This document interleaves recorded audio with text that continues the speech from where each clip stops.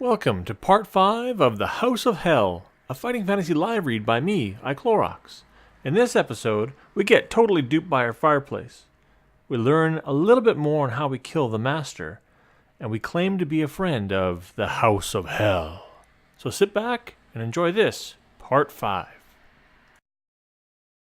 I saw not that one, Sassy Morfrost said the door on the left. This is Goat Head. I'm going to make a note on the map here.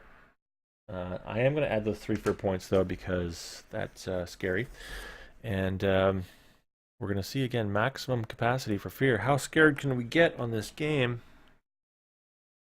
Yeah, it was a 17.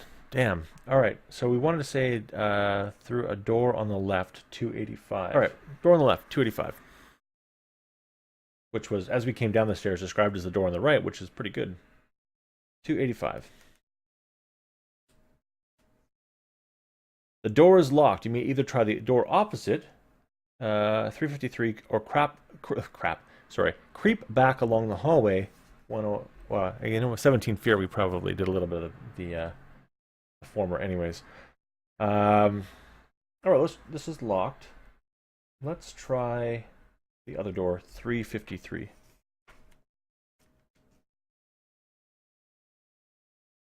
The door opens into a large but cozy drawing room. The dying embers of a warm fire burn on the hearth. Comfortable chairs are arranged around the fireplace. 2 glasses and a decanter stand on the glass-top table between the chairs. There are plants in tall stands on either side of the windows. And there is another door next to the one you came in. Do you wish to explore the room further or leave through the other door, 218? Or will you have a little tipple from the decanter?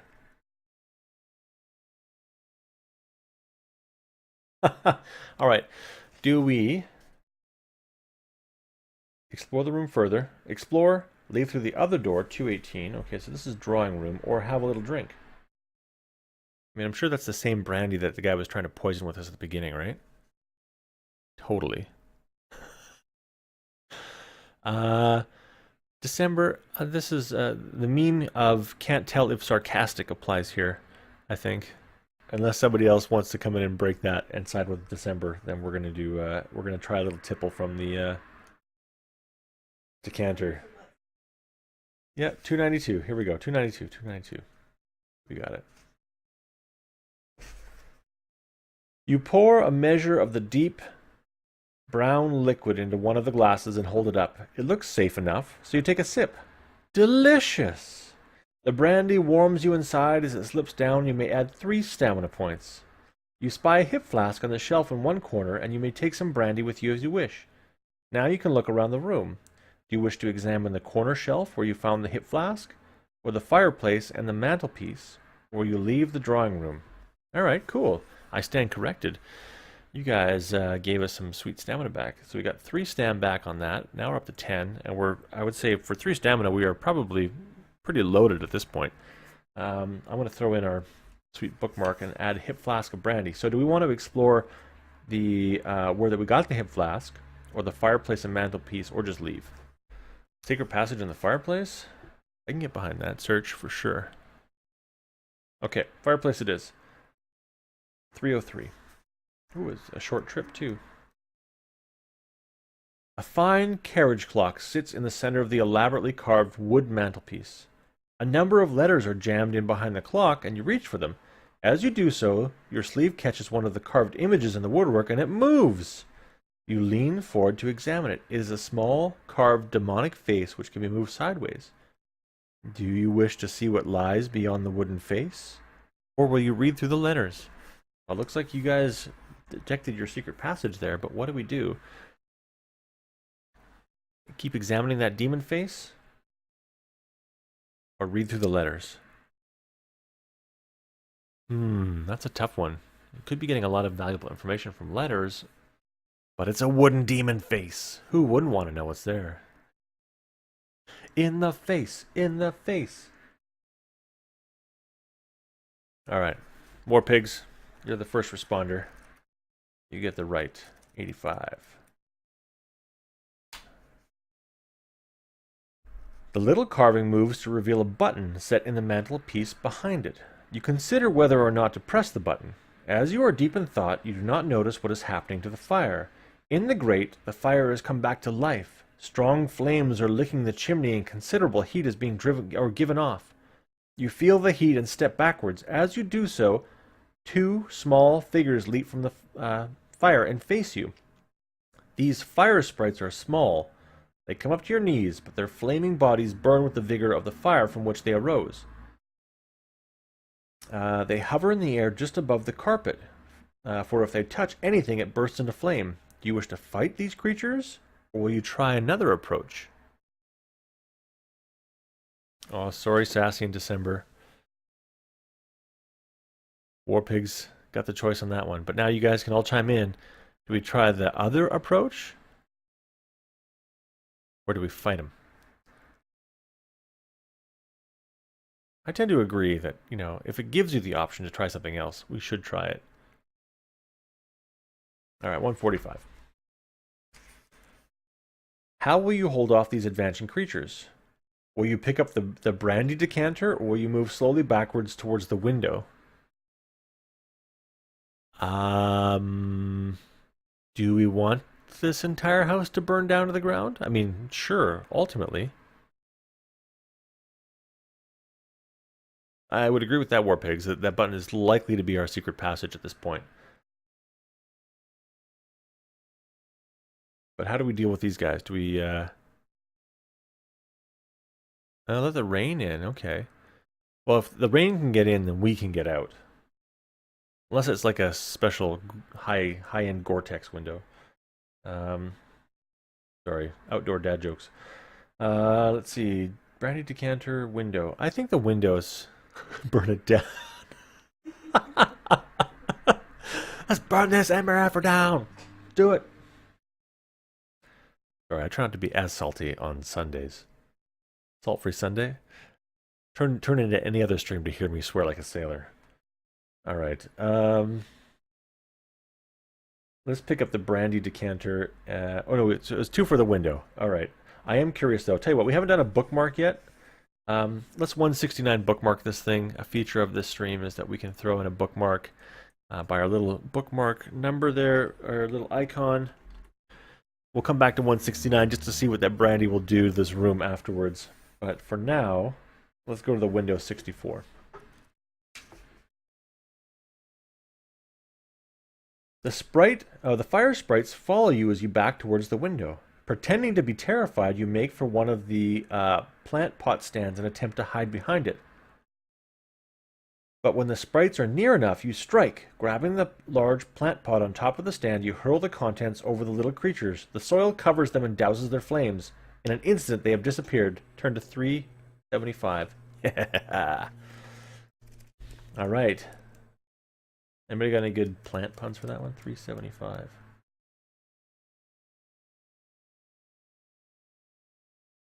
The landing turns... Sorry. You step back up to the fireplace and examine the secret button again. Will you press it, or will you leave the drawing room? Oh, we're going to press it. Not even a choice. You press the button and hear a small click. Then you hear another sound and you swing around to face the corner shelf. Behind this shelf is a sliding panel has opened in the wall. You walk over to investigate and bend down to look at the opening. Too late, you realize that the panel has revealed not a tunnel at all, but a false opening. The wall behind is solid, but it has served its purpose. You have been lured into a trap. You are standing on a trap door which opens beneath you and you fall downwards. 397. You fall down for several meters until you finally land in a heap of something soft. Add 1 fear point for the fright of not knowing exactly what you landed in, I'm sure, and test your luck. If you're lucky, you're unhurt. If you're unlucky, you deduct 1 skill point because you twisted your wrist. Somebody give me a roll 2 on that, and we'll see if we are lucky.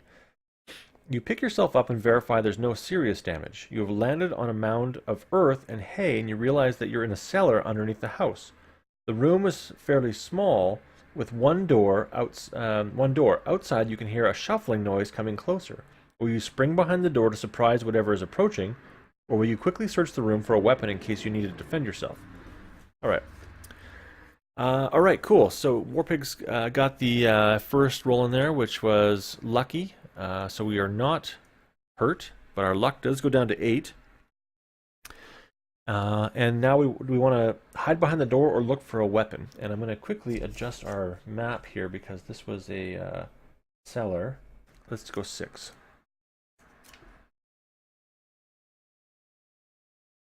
The door slowly opens and you hold yourself close to the wall. The man who enters is short and stocky and appears to be bent double. He is not armed. He peers into the room and scratches his head. Evidently, he's heard something and is perplexed at finding nothing in the room. Will you step forward and announce yourself? Or keep hidden and hope he leaves? You think that's the guy? He could be Shikao, if he's got the password, potentially. So, but he's definitely not armed. Okay, so Warpig says, I agree, and December agrees. Let's announce ourselves. 367. It's a good choice.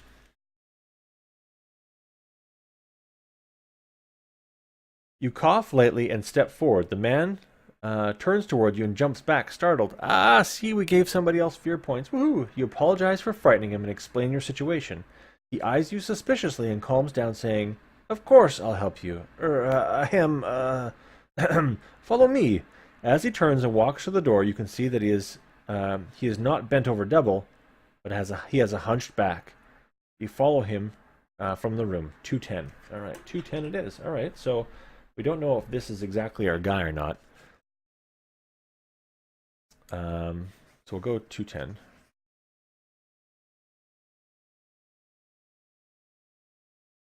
As you leave the room, the hunchback limps along, muttering to himself. I wish the master's friends would not just drop in on me like that, he mumbles. Giving me such a fright and all, especially on a night like tonight. He leads you along until he reaches a door on the left. Keep on going until you reach the staircase, then go into the house. I've got this work to do down here. Do you recognize this hunchback? Have you met him before? If so, you may turn to 230. If not, you may either follow his directions or wait till he's gone and explore the cellar. All right. What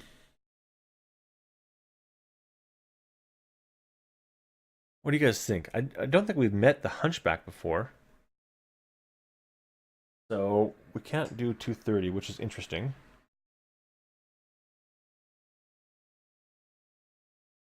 So let's see.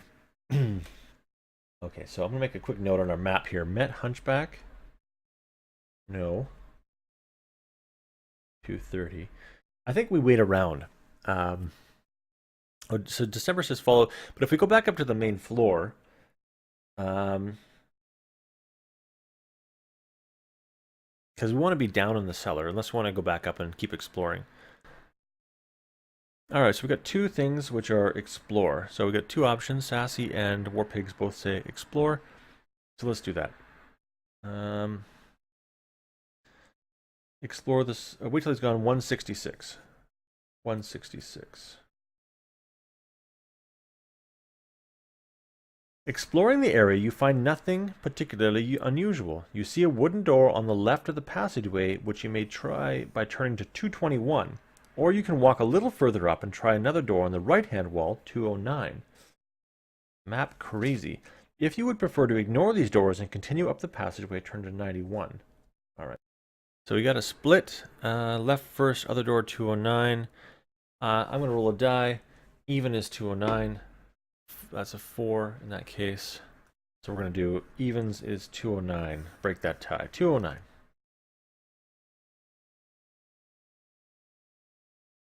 This room seems to be a dungeon of some sort. Derp. For along one wall are 4 cells with heavy iron bars locking their occupants in. No one seems to be on your side of the bars, so you walk in and have a look. A twig cracks as you step forward, and immediately 3 bodies spring to life in 3 of the cells. They are a ragged lot, clothes in tatters, hair disheveled and grubby. They all reach forward through the bars and plead with you as you release them. Each one has been captured by the Earl of Droomer's servants and imprisoned here to await some horrendous fate. Nearest to you is a pretty young girl. Her face and hair are dirty and she is in tears. She desperately wants to be released. In the second cell is a tall man with strong features.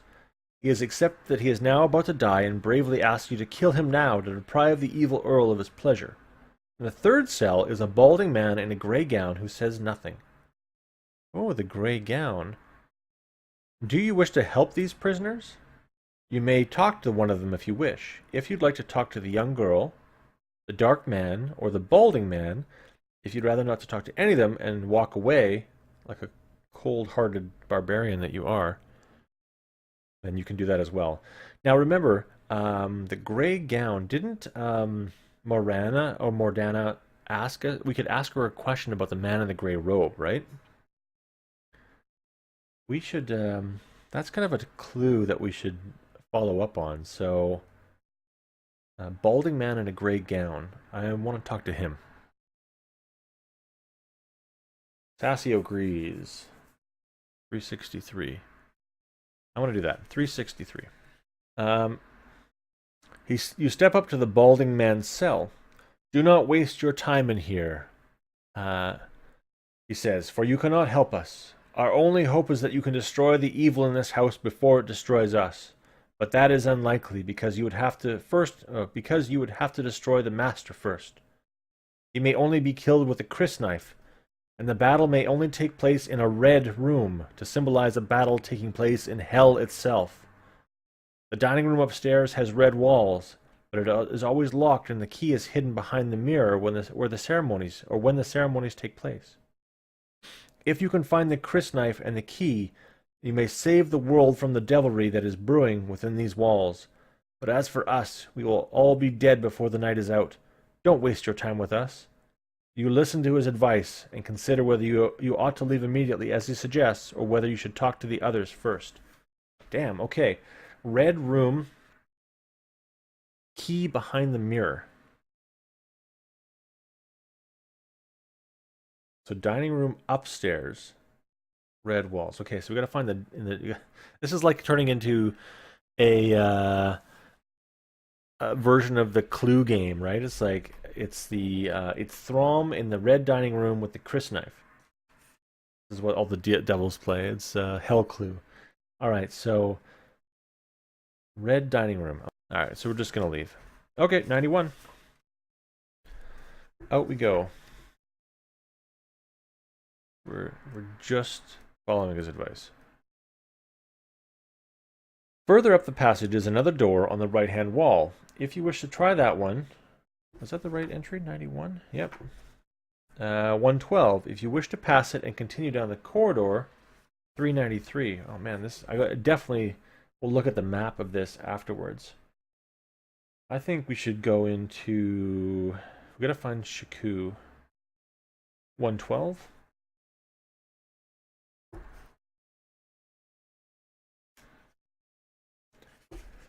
The door opens wide.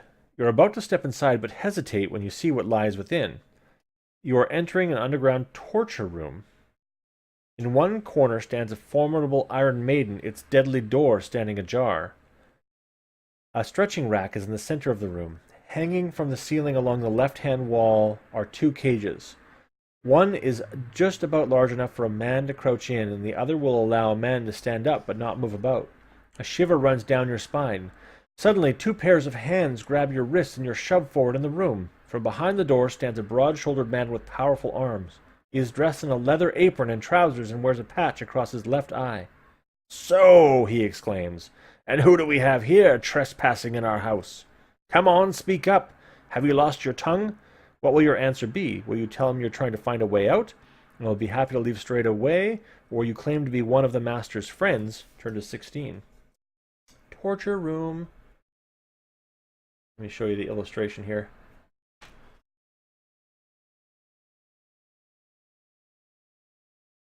Crazy.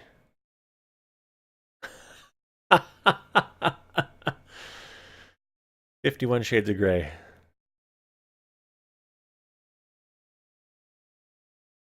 Alright, I think we claim to be one of the master's friends at this point. I mean, I think that's maybe the smarter thing to do. Thanks for watching. If you enjoyed this, please consider a like and subscribe to support the channel. And get ready for more adventures in the House of Hell.